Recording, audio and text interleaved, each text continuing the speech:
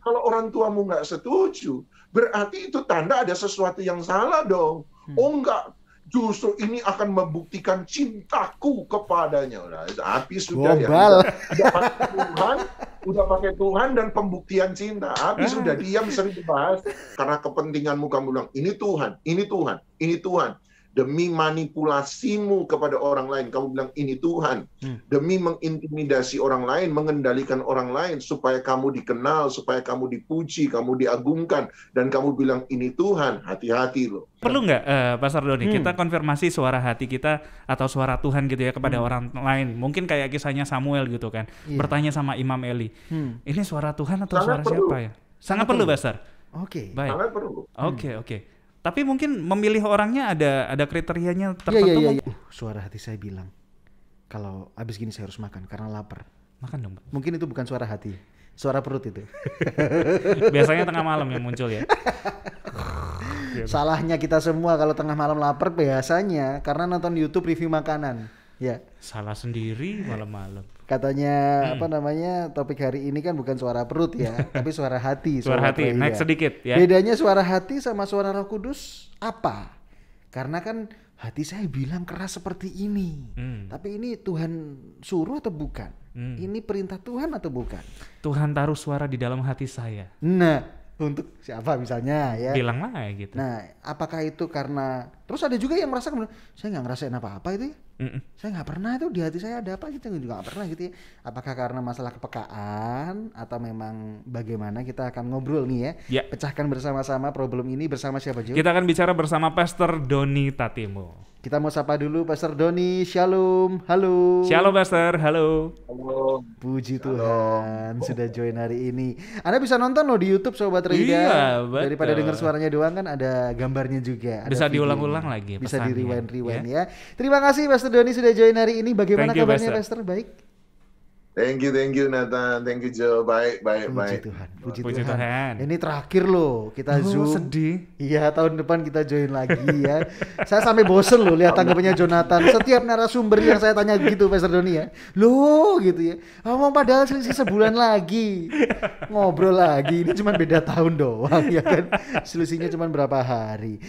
Oke, untuk akhir tahun Pastor Doni. Beda kalender gitu ya. Kenapa Pastor? Beda kalender aja ya.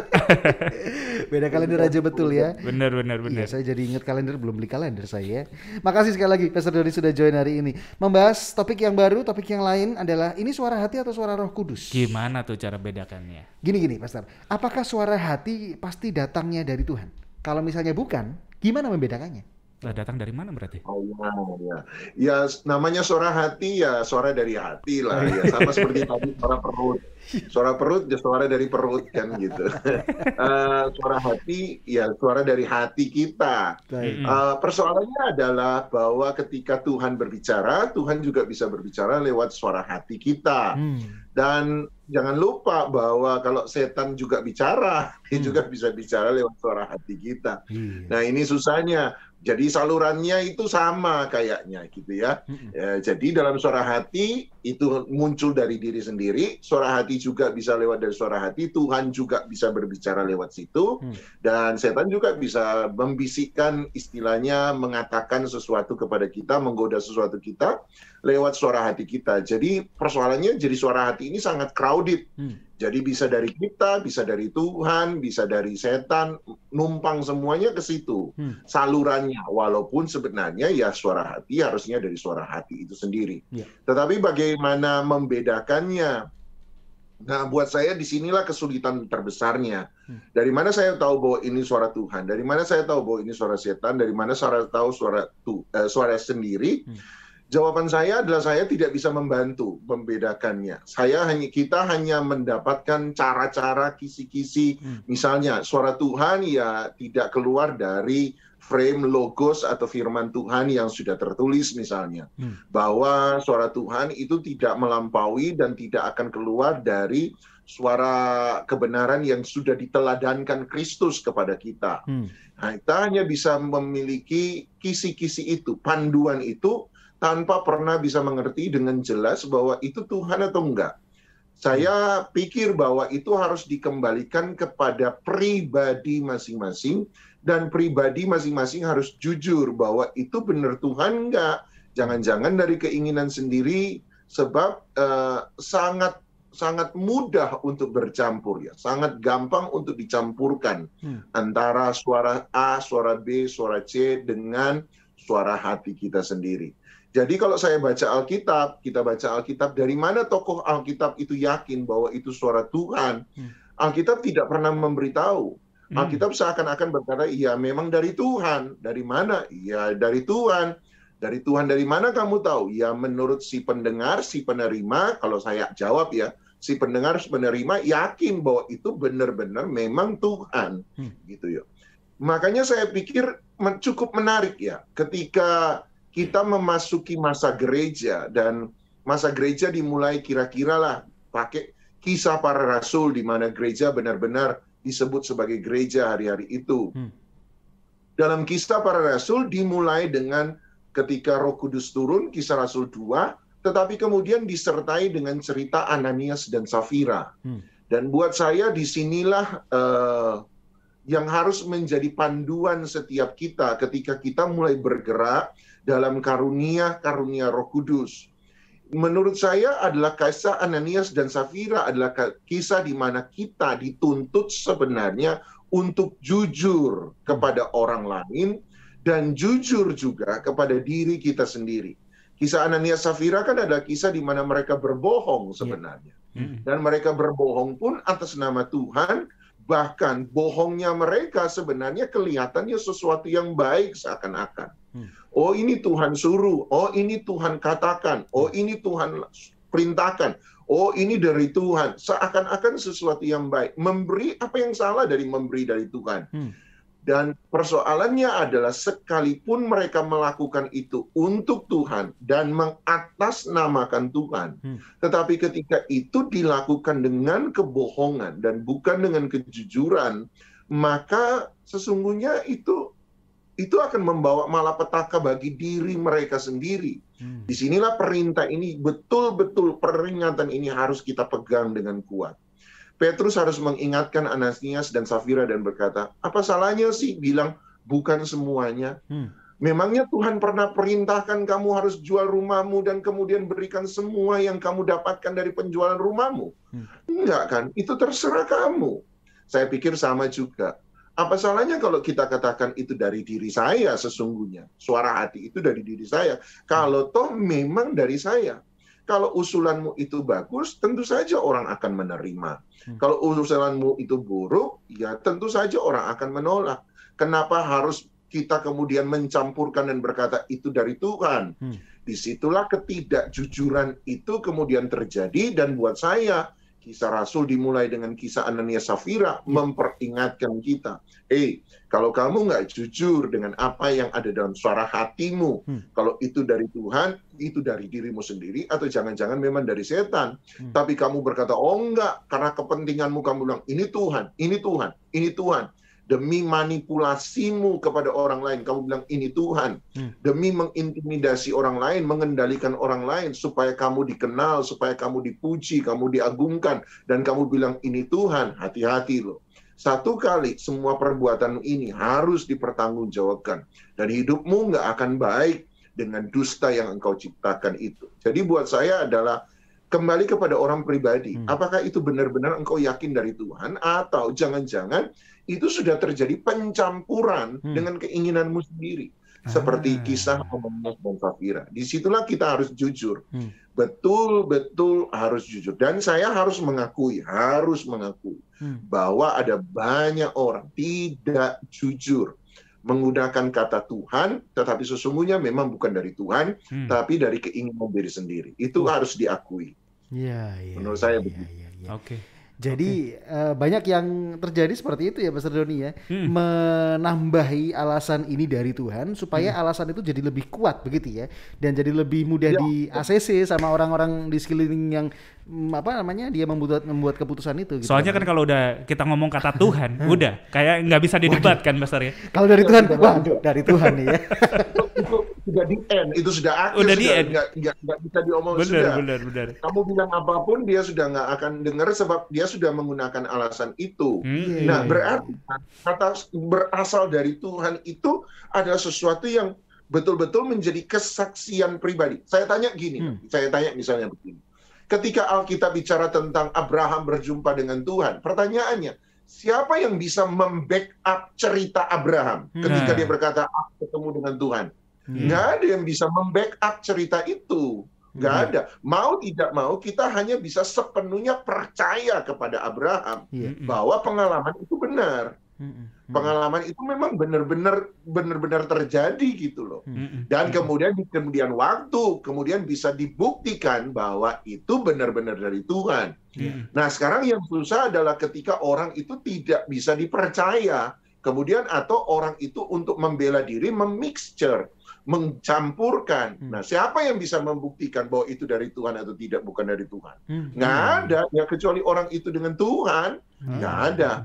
Kecuali ada karunia berikut, karunia membedakan roh. Itu lain lagi ceritanya. Tetapi kalau dia bilang, ini pengalaman saya. Menolak pengalaman seseorang berarti sebenarnya kita berkata bahwa orang itu tidak kredibel. Orang itu tidak bisa dipercaya. Ketika kita menolak pengalaman Jonathan, maka kita menolak pribadinya dia. Kalau saya menolak pengalamanmu, saya bilang, oh saya nggak percaya dengan pengalaman. Berarti yang ditolak bukan pengalamanmu. Saya menganggap kamu tidak kredibel. Kamu nggak bisa dipercaya. Jadi yang ditolak adalah pribadi orang itu. Nah, itu yang susah.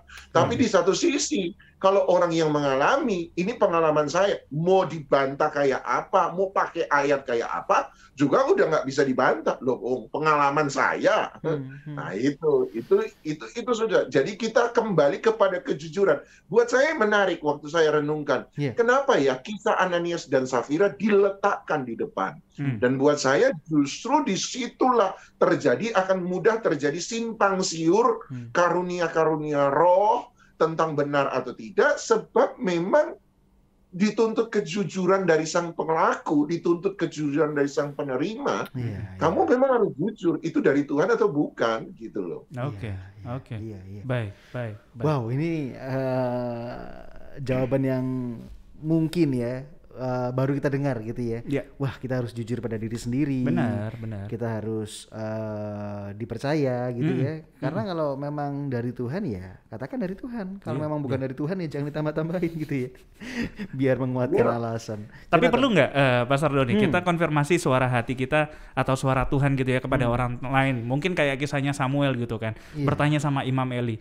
Ini suara Tuhan atau suara siapa ya? Sangat perlu, Pastor. Oke. Baik. Sangat perlu. Oke. Tapi mungkin memilih orangnya ada kriterianya tertentu, mungkin ke mentor saja kah atau ke siapa kah harus kita cerita, Pastor? Buat saya tentu saja kita sangat perlu. Kenapa? Sebab terutama ketika itu berkaitan dengan orang-orang di sekitar kita.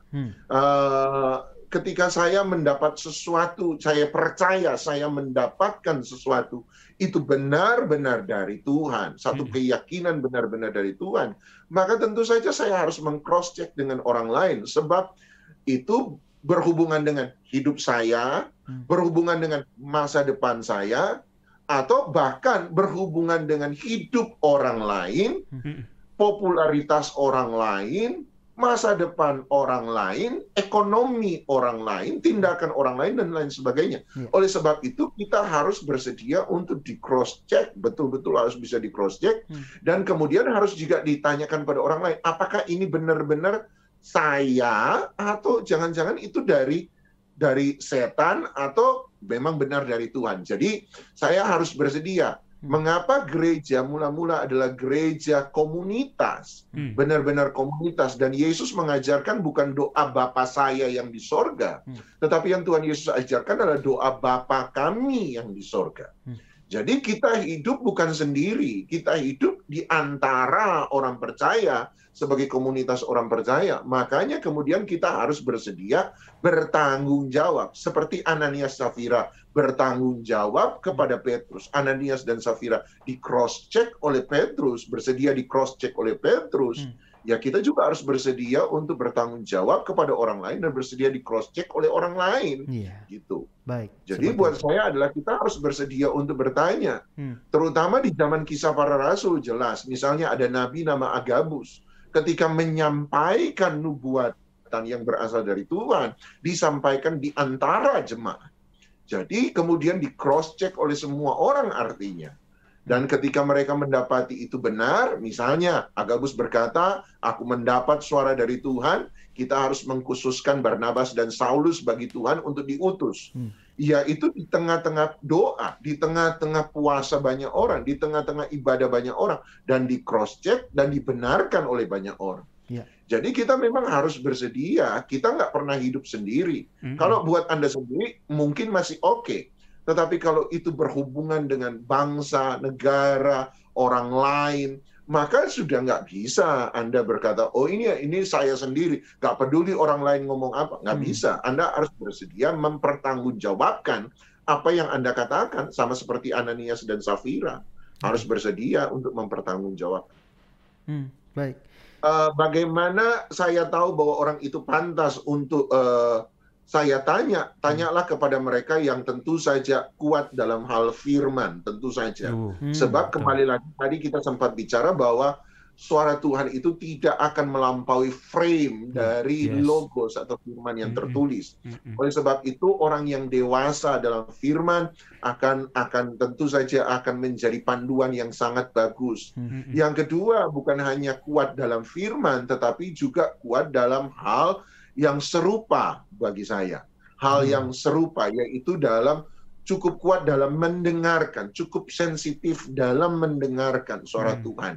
Dan memang sudah teruji. Jadi orang-orang yang mengerti gerak roh atau istilahnya hal-hal yang bersifat supranatural dalam kerohanian kekristenan. Jadi bertanya pada mereka yang memang teruji. Benar-benar teruji. Ingat ada kalimat karunia nabi itu tunduk kepada nabi. Jadi karunia itu harus tunduk kepada jawatan, kepada orang yang dewasa, dan kepada orang yang tentu saja berhikmat. Bertanyalah pada mereka. Dan saya percaya itulah pentingnya kita ada dalam covering rohani dari orang-orang yang percaya. Jadi bukan hanya orang-orang biasa, tetapi orang-orang yang dewasa, benar-benar dewasa secara rohani. Bertanyalah kepada mereka, dan dengan senang hati seharusnya mereka kemudian membantu, menjawab, dan memberikan jawaban juga kepada kita semua. Baik. Menurut saya begitu. Bertanyalah kepada orang yang tepat, begitu ya kuncinya ya. Satu kasus lagi, Pastor Doni. Ketika memang kita yakin ya, dan kita coba makin yakin, ini suara Tuhan nih kayaknya ya. Ini fix nih, harus saya lakukan. Tetapi kenyataan nggak sesuai sama apa yang harusnya kita lakukan. Contoh saja, saya udah firm dalam pekerjaan ini, tapi Tuhan suruh saya pelayanan, Tuhan suruh saya ke sini, Tuhan suruh saya pergi ke kota mana. Gitu. Padahal ini udah fix nih, udah settle banget nih, gitu ya. Nggak sesuai sama keadaan ini, udah bagus, ngapain harus pindah? Ini udah bagus, ngapain harus geser, gitu ya. Bagaimana kondisinya kalau seperti itu, Pastor? Supaya kita tetap kuat menjalani dan melakukan apa yang merupakan suara Tuhan. Wah, saya nomor satu terima kasih dulu dikasih pertanyaan yang agak mudah. Agak mudahnya sebab kita fix dari Tuhan. Kalau belum fix dari Tuhan itu yang pusing saya jawab. Baik. Jadi kalau sudah fix dari Tuhan agak enak menjawab. Saya akan menjawab dengan dua peristiwa menurut saya. Dua peristiwa. Nomor satu adalah peristiwa Makedonia. Peristiwa Makedonia, panggilan Makedonia, Kisah Rasul 16. Jadi ketika Paulus dan Paulus dan Silas berjalan di kepulauan-kepulauan di daerah sekitar Yunani yang ada, Asia yang ada, mereka berjalan, mereka hendak memasuki kota demi kota. Tetapi menariknya tiap kali mereka mau masuk kota tertentu, kemudian ternyata Roh Kudus sepertinya menghambat mereka. Nah, buat saya juga itu menarik. Kenapa nggak dihambat dari awal-awal gitu ya? Tiap kali udah dekat mau masuk kota, Roh Kudus menghambat sehingga Paulus dan Silas tidak jadi masuk kota itu. Setiap malam ketika mereka merenung harus buat apa, mereka pindah ke kota yang lain akhirnya. Dan waktu malam kota yang berikutnya mereka mau masuk, Roh Kudus menghalangi juga. Saya lupa ada 3 atau 4 kali Mereka mengalami itu sampai pada waktu satu malam, kemudian Paulus mendapatkan penglihatan yang disebut penglihatan Makedonia. Ada orang yang melambai-lambai kepada mereka dari Makedonia, memanggil mereka untuk ke Makedonia. Dari situ Paulus dan Silas yakin bahwa mereka harus ke Makedonia. Jadi sudah fix bahwa itu memang dari Tuhan gitu. Tapi menariknya kalau kita lihat dalam Kisah Rasul 16, panggilan Makedonia, udah yakin ke Makedonia, dan mereka pergi ke Makedonia. Menariknya peristiwa pertama yang dialami mereka dalam perjalanan ke Makedonia, justru mereka ditangkap. Disitulah peristiwa kemudian Paulus dan Silas kemudian dipenjara oleh kepala penjara Filipi. Anda mungkin masih ingat ceritanya. Di waktu malam kemudian mereka memuji Tuhan. Nah pertanyaannya, Paulus dan Silas nggak pernah berdebat hari itu, nggak pernah tanya, ini dari Tuhan nggak benar sih. Silas nggak ngomong sama Paulus, lu yakin? Gitu ya. Tapi mereka justru berdua memuji Tuhan. Keadaan sepertinya tidak sesuai dengan apa yang kita duga, bayangkan. Tapi yang aneh adalah Paulus dan Silas nggak pernah mengeluh tuh. Artinya Paulus dan Silas jangan-jangan belajar bahwa sekalipun keadaan tidak seperti melawan, menentang apa yang mereka mau kerjakan, itu bukan tanda bahwa mereka melakukan sesuatu yang salah. Kalau mereka udah yakin itu dari Tuhan, kemudian ada tantangan muncul, maka tantangan itu bukan tanda bahwa mereka melakukan sesuatu yang salah. Tantangan itu hanya dianggap sebagai penghambat untuk mereka melakukan sesuatu yang benar. Itu aneh. Saya mulai belajar, dari mana ya pemikiran orang bawah punya masalah, itu berarti saya melakukan sesuatu yang salah. Dari mana? Yunus betul. Waktu melawan kehendak Tuhan, lari dari Tuhan, ada badai. Betul, itu seakan-akan masalah sebagai tanda Yunus melakukan sesuatu yang salah. Tetapi kita ingat Tuhan Yesus pernah menyuruh murid-muridnya bertolak ke seberang menyeberangi Danau Galilea. Tetapi di tengah-tengah perjalanan mereka ke seberang memberitakan Injil, ada badai. Loh, apakah badai hari itu di zaman Yesus dan murid-muridnya masalah? Angin sakal kan angin yang melawan arah tujuan. Kamu mau ke timur, anginnya bertiup ke barat. Tetapi apakah angin sakal itu masalah menentang perjalanan mereka, dianggap sebagai melakukan sesuatu yang salah? Enggak. Buat saya adalah jangan pernah berpikir bahwa tantangan itu menjadi sesuatu yang salah. Kalau Anda benar-benar yakin itu dari Tuhan, dan tadi istilah Nathan, fix dari Tuhan. Itu sudah fix dari Tuhan. Itu benar-benar Tuhan. Melakukan kebenaran akan selalu ada tantangannya. Dan justru orang yang yakin ketika menghadapi tantangan justru akan menganggap bahwa itu perlawanan terhadap keyakinannya dia. Saya punya dulu adik-adik rohani. Wah, pacaran salah. Pacaran salah, saya bilang nggak benar ini pacaran. Gaya pacar begini ini nggak benar. Akhirnya saya bilang, lu pikir dong, pacaranmu ini nggak benar. Sama seperti pokok pembahasan kita. Tapi Kak, saya yakin ini dari Tuhan. Suara Tuhan. Cuma setelah putus pacaran sama yang lain, nah yang ini Kak yang benar. Kurang ajar. Kurang ajar, benar-benar. Saya marah. Jadi, tapi waktu kami tentang dia ngomong, enggak Kak, saya yakin ini dari Tuhan. Orang tuamu nggak setuju loh. Buat saya, dalam memasuki sebuah hubungan, terutama memasuki pernikahan, hubungan menuju pernikahan, maka restu orang tua menjadi penting loh. Dan buat saya, kalau orang tuamu nggak setuju, berarti itu tanda ada sesuatu yang salah dong. Oh enggak, justru ini akan membuktikan cintaku kepadanya. Nah, habis sudah ya. Udah pakai Tuhan dan pembuktian cinta. Habis sudah diam sering dibahas. Nanti kejedok, istilahnya nanti mengalami sesuatu yang buruk, putus baru, iya Kak, bener. Dulu memang bukan dari Tuhan, dari diri sendiri. Rasanya mau, jauhkan semua barang dari saya. Bahaya. Saya cuma minta Tuhan memberi kasih yang besar gitu ya. Pokok kedua yang saya bisa bawa adalah Ibrani 11. Ibrani 11 ayat 17 sampai 19. Ibrani 11:17 ayat 19 berkata, karena iman Abraham tak kala dia dicobai, dia mempersembahkan anak tunggalnya Ishak kepada Allah, sekalipun menurut firman Tuhan, menurut janji Tuhan. Jadi menurut perintah Tuhan, menurut suara Tuhan kepada Abraham, bahwa keturunan Ishaklah yang akan menjadi keturunan Abraham. Jadi dari Ishaklah akan mengalir keturunan-keturunan Abraham.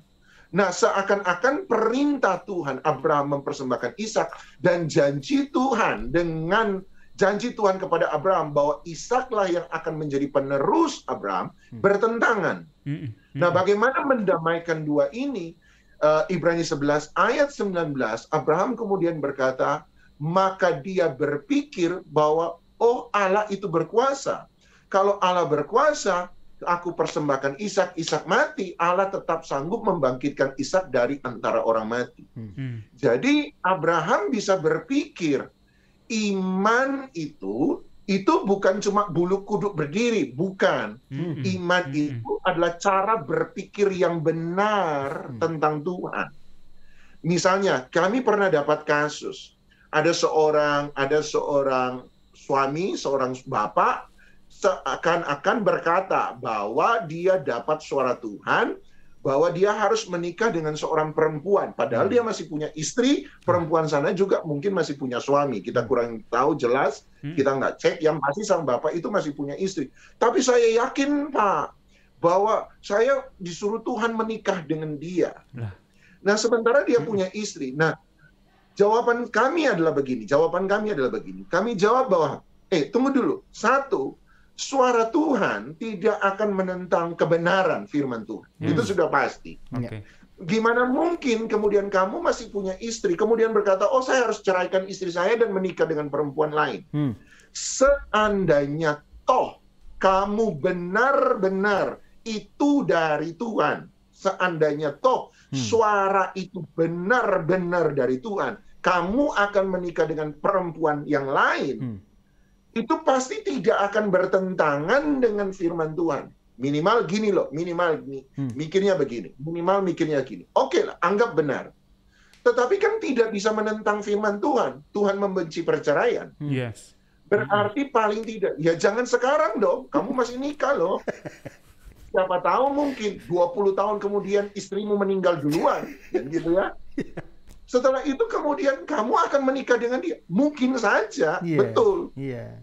Mungkin saja. Tapi kan bukan sekarang. Sekarang kan kamu masih menikah dengan perempuan lain. Kamu mungkin menceraikan dia atau jangan bunuh dia. Gitu ya. gitu. Supaya bisa menikah dengan. Enggak dong. Jalani dulu.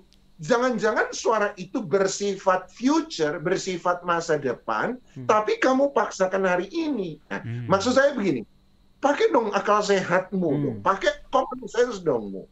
Nggak mungkin dong, dia menyuruh sesuatu dan dia menjanjikan sesuatu, itu berbeda. Sama seperti Abraham kan, antara perintah dan janji kan menjadi berbeda. Tapi bagaimana mungkin? Damaikan itu dengan sebuah pemikiran yang benar tentang Tuhan. Dan buat saya sih sebenarnya jujur, kalau saya bilang itu nafsunya pribadi sebenarnya.